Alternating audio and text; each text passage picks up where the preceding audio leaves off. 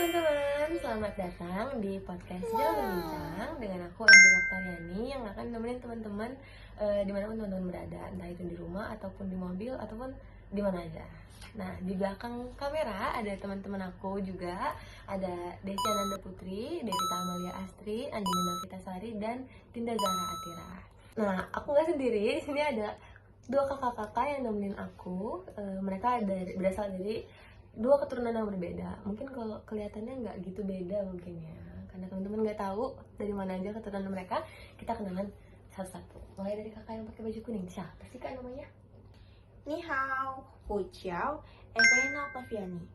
Aku umurnya itu 19 tahun dan aku sekarang lagi tinggal di Indonesia. Dan kesibukan aku itu sedang berkuliah.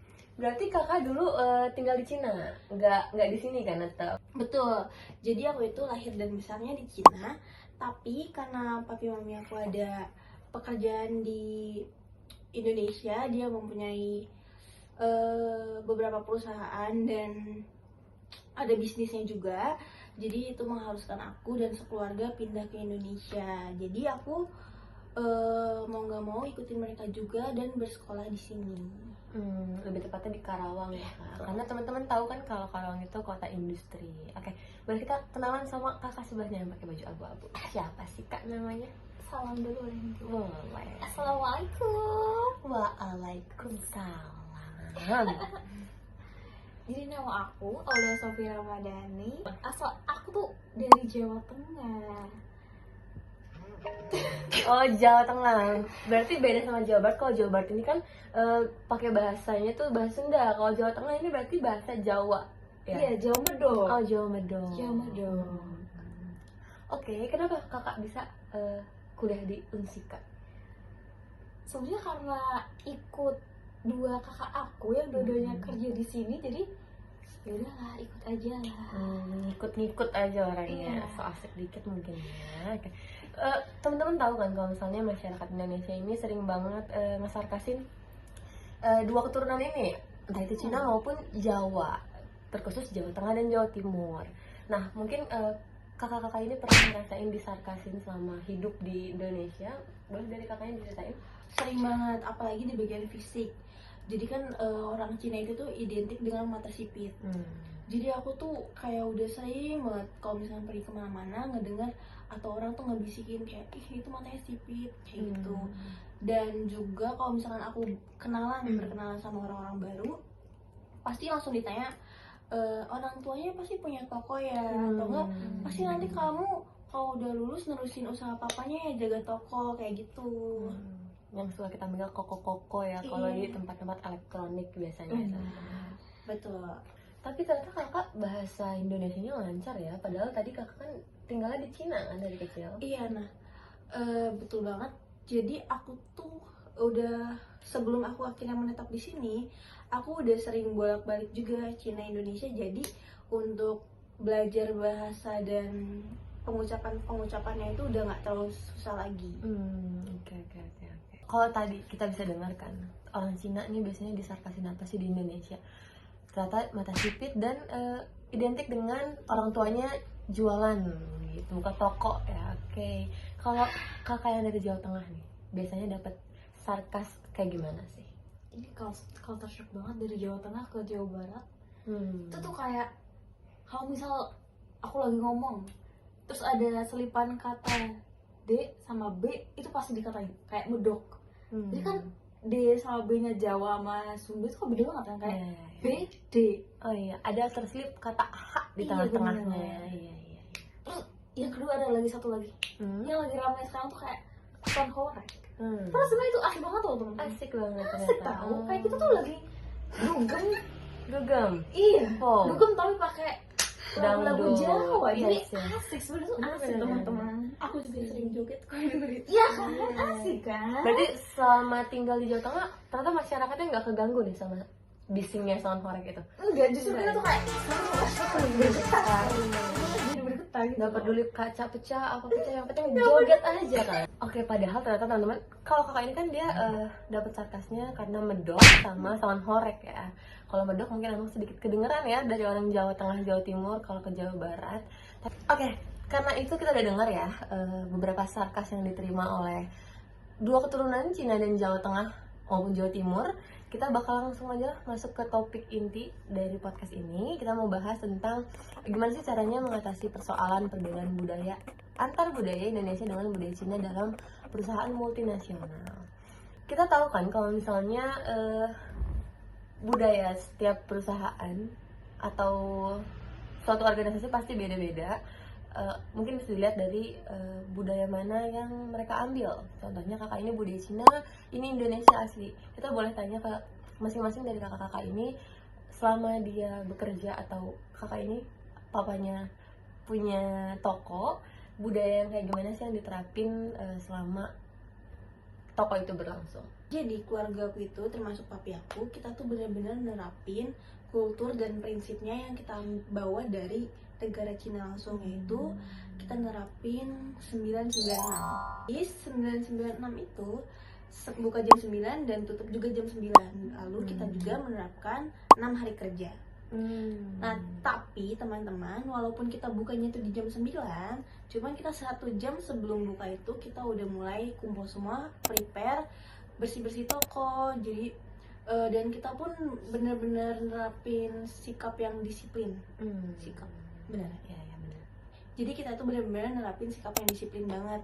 Kayak misalkan untuk jam masuk itu karena perusahaan papaku atau enggak toko papaku itu mulai kumpulnya di jam 8. Jadi kita tuh jam 8 semuanya udah harus standby, udah harus tahu apa yang masing-masing mereka kerjain.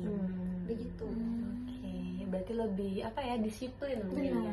Budaya Cina emang terkenal disiplin ya teman-teman. Boleh dari kakak ini gimana sih? Kayaknya kalau di Indonesia beda banget jauh ya. Soalnya kalau di Indonesia tuh 1 hari kerja tuh maksimal banget 8 jam kerja. Dan kalau kita kerja lebih dari 8 jam itu hitungannya lembur, masuk ke lemburan ya. Iya, apalagi dalam 1 minggu kita bisa libur 2 kali, Sabtu dan Minggu. Jadi kita bisa nonton konser. Iya benar. Weekend. Terdengar kalau budaya Indonesia ini lebih fleksibel atau lebih santai mungkin bisa dibilang.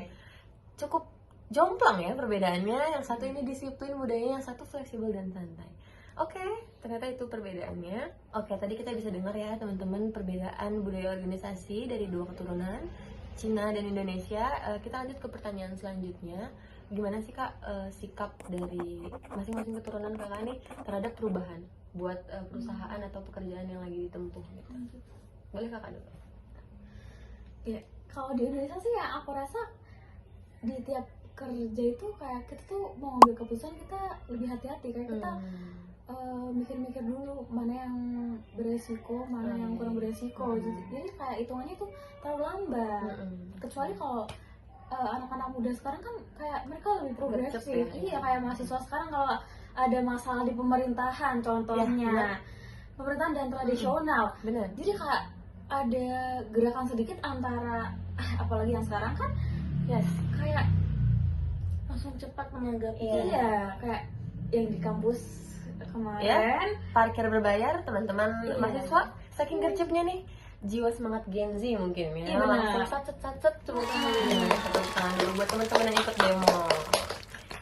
Oke, ternyata kalau misalnya dari keturunan Indonesia atau budaya Indonesia, ternyata cara menyikapi perubahan itu cenderung waspada ya mungkin ya. Iya, betul. Ada hal baiknya itu mungkin bisa. Apalagi yang tadi kakaknya bilang itu tentang mengambil keputusan. Kalau yang dari aku lihat itu papi aku tuh bener-bener lumayan cepat sih untuk ngambil hal-hal pilihan lah ya, termasuk pilihan gitu. Kayak apalagi kalau misalkan ternyata nanti apa yang dia pilih itu kurang bagus gitu.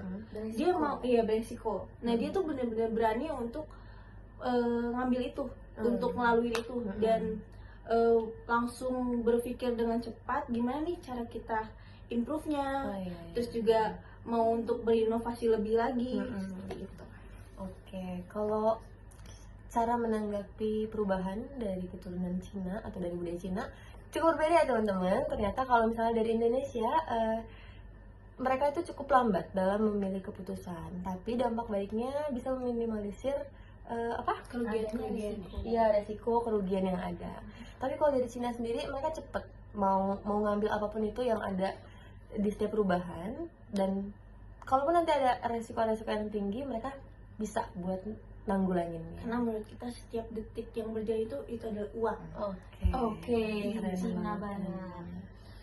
Tapi kita boleh tahu dong Kak, apa sih perusahaan yang papi Kakak pimpin nih Atau sebenarnya? tokonya. Iya mungkin. Oke, boleh. Jadi papi aku itu punya perusahaan di bidang garment dan tokonya itu di perhiasan. Oke. Kita dengar beberapa kasus ya, ternyata di kondisi sekarang Cina itu agak terdiskriminasi ya Iya, Kak, karena bener. provokator ya. Mm.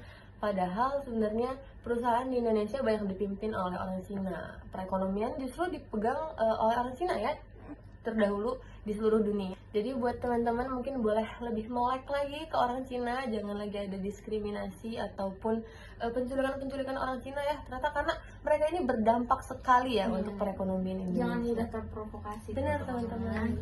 Kayak kalau tadi kita bisa dengar ya, ternyata perusahaan yang papinya kakak saya pimpin itu adalah perusahaan garment dan toko perhiasan, terkhususnya toko emas. Kita sekarang mau tahu dong teman-teman, perusahaan apa sih yang kakaknya Kak Aul ini pimpin? Pertanian, Oh, iya, kayak iya. produksi beras. Jadi suppliernya kakak saya. Oh. Produksi kakak saya. Oh. Tapi aku boleh nanya nggak? Apa tuh kak? Kakaknya Kak Aul ini kan lumayan pengusaha di bidang pertanian, yaitu sawah-sawahan juga kan. Nah, dengan kalawang yang semakin banyak dibangun industri, apalagi beberapa juga ada perumahan ya. Gimana tanggapan Kak Aul soal itu? Sebenarnya kayak gitu dari pemerintahnya sih kak. Jadi kan kalau misal bahwa kita mau bangun sesuatu itu perlu izin dari pemerintah kan. Iya, iya, Padahal iya. kan kita semua tahu kayak persawahan, perkebunan itu penting, tahu gak sih? Kita butuh oksigen, terus kita Iya. butuh suplai beras buat bahan makan kita ya kan. Industri juga penting juga buat kita impor ke luar, tapi jangan semua lahan. Iya, Ya sekarang kan sampai di Karawang udah 100% tuh udah benar-benar pabrik. Ya, hampir 100% sudah pabrik Iya. ya teman-teman. Dan- Tapi berarti terkhusus untuk kakaknya Kak Aul nih mempertahankan ladangnya atau lahannya, atau lebih memilih untuk merelakan apabila nanti ada pembangunan pabrik-pabrik selanjutnya di Karawang? Mungkin untuk saat ini kayak masih rasa cinta Indonesia itu masih kuat iya, banget iya, ya dipertahankan teman-teman. gitu. Jadi kayak masih dipertahankan itu demi bangsa dan negara teman-teman. Jadi nggak cuma industri hanya untuk uang ya, Iya, benar. karena pasti tawarannya gede banget teman-teman. Jual tanah buat industri untuk pemerintah tuh gede banget, tapi kita masih cinta tanah air. Jadi daripada kita berasnya ekspor dari luar, Iya. jadi Dari Cina nanti. Iya, Iya. dari Cina lagi Apa-apa ketemunya. Cina nih, tapi udah elektronik Cina, mungkin HP teman-teman yang teman-teman ngomong itu juga dari Cina. Cina teman-teman. Apa ya HP yang dari Indonesia nih? Asia Hidayah. Nokia. Nokia aja udah punah. Udah punah. Tapi iPhone yang dari luar terus masuk ke Indonesia. Oke, berarti kita harus belajar dari sini untuk melestarikan produk-produk lokal, produksi-produksi lokal. Oke teman-teman, udah selesai nih sesi tanya jawab aku sama dua narasumber di sebelah aku ini. Tapi sebelum mengakhiri nih, aku mau sedikit menyimpulkan dari pembicaraan kita tadi. Tapi kalau aku salah mungkin boleh direvisi ya teman-teman. Oke. Yang aku ambil, ternyata kalau misalnya kultur budaya organisasi di Cina itu mereka cenderung disiplin dan berani ya mengambil keputusan mau apapun itu resikonya, karena mereka tahu gimana cara menyelesaikan permasalahan setiap hal di organisasi tersebut. Betul. Oke. Kalau di Indonesia tersendiri ini cenderung jam kerja ataupun pekerjaannya cenderung fleksibel dan santai ya. Terus kalau misalnya untuk keputusan, orang Indonesia cenderung lama mengambil keputusan karena pikir panjang mungkin ya. Iya, Pikir soal panjang. resiko. Iya, soal resiko. Bagus karena bisa minimalisir kerugian dan resiko. Iya benar. Dan untuk perusahaan yang biasanya dipimpin oleh orang Cina itu cenderung menjadi pusat produksi. Contohnya kayak garment, baju yang selama ini kita pakai mungkin berasal dari Cina ya teman-teman, atau teknologi-teknologi seperti HP, mesin cuci ataupun kulkas mungkin itu dari Cina ya kak ya. Terus kalau misalnya dari Indonesia, karena kita kaya akan sumber daya alam seperti yang kakak Aul bilang, dan nyatanya memang kaya akan sumber daya alam, kita cenderung memproduksi kayak pertanian, pertambangan, makanya rempah-rempah Indonesia itu banyak dicari ya. Betul. Itu alasan dulu kita dijajah 350 tahun. Yes, benar. Ternyata kok Cina ini belum pernah dijajah ya. Iya. Mungkin karena gigihnya, Terus karena ekonomi mereka yang sangat kuat. kuat. Dan Jadi orangnya negara-negara pintar-pintar. lain takut. Iya. Nah, jadi berarti menurut kakaknya ini di antara keduanya, Indonesia dan China, Ya. dari segi aspek apa sih yang harus kayak kita perbaiki atau kita ubah gitu? Menurut aku mungkin kebudayaan organisasi tadi ya. Karena kalau perusahaan kita nggak bisa bohong, mungkin kalau di Indonesia kita cuma punya sumber daya alam tapi nggak buat teknologi yang lebih canggih dari Cina. Begitupun Cina mungkin sumber daya alamnya kurang tapi punya teknologi yang lebih. Jadi itu kita nggak bisa ubah ya teman-teman. Aku lebih ke ngelihat budaya organisasi sih. Kalau tadi kita lihat Cina ini cenderung lebih disiplin, tapi mereka terlalu berani untuk ngambil keputusan sehingga mungkin lumayan banyak resiko yang mereka dapatkan ya selama ada di sebuah organisasi atau perusahaan. Mungkin bisa kedepannya lebih diprediksi lagi atau diukur-ukur dari kesalahan-kesalahan sebelumnya, dari resiko-resiko yang sudah diambil sebelumnya.